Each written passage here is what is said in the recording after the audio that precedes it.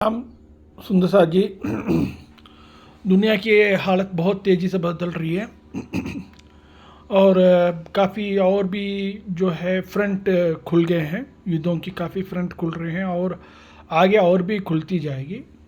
इसमें एक बहुत बड़ी ख़ास बात है कि आजकल यूट्यूब में इमाम मेहंदी ज़हूर होने की बहुत ज़्यादा बात चल रही है और कल की अवतार की भी ज़हूर होने की बहुत ख़ास बातें चल रही है। इस हवालत में मैं एक बात कहना चाहूँगा कि जो भविष्यवाणियाँ जो लिखी है हदीस के अंदर से, कुरान की कुछ बातें करते हैं फिर इसमें आते हैं।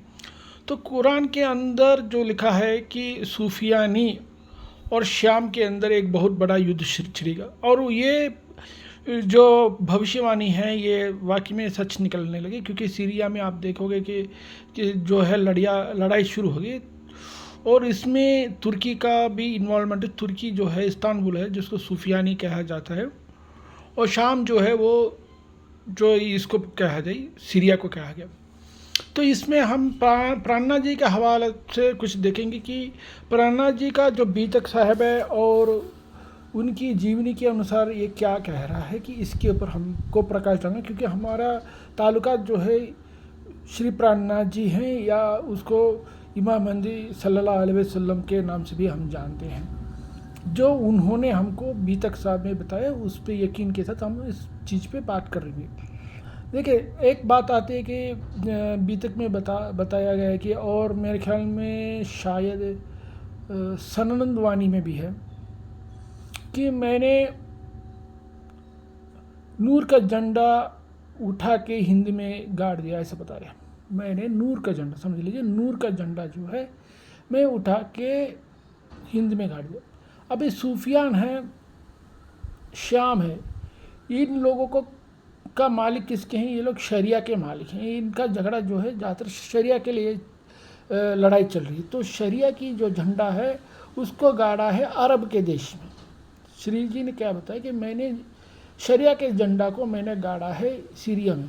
तो शरिया के झंडे से क्या होगा? उन्होंने बताया कि फितना होगी। मतलब फितना का मतलब लड़ाई झगड़ा होगी। तो अभी बहरहाल जो तारीख के दिन में हम देखा जाए तो ये ज़रूर ज़हूर हो रहा है कि ये लड़ाइयाँ चालू हो गया है।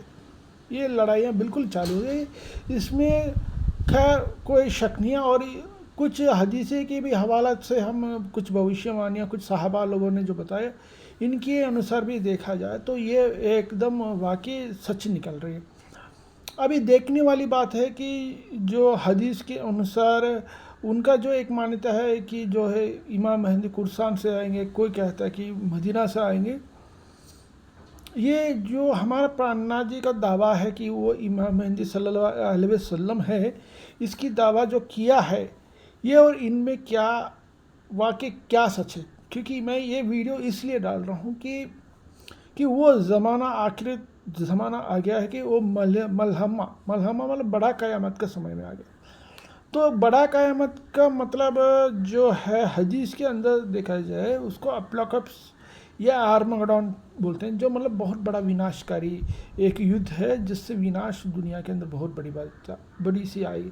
तो इसके हवाले से मैं इस बात को कह रहा हूँ।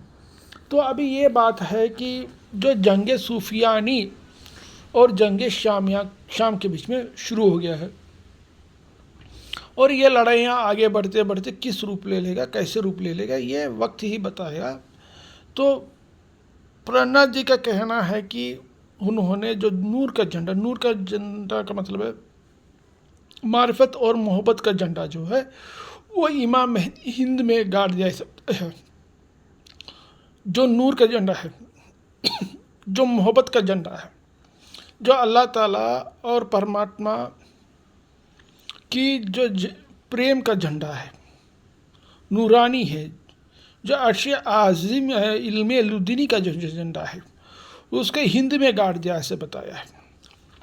और जो शरिया का झंडा है, जो कानून नियमों के अनुसार चलना है, क्या करना है, अपने अपने फ़िरक़ों का अपना अपना कानून नियम है। सूफियान का अलग है, अहले हदीस का अलग है, सुन्नत जमात का अलग है, इस तरह के बरेलवी का अलग है, इस तरह का अलग अलग जमात का अलग अलग सुन्ना है।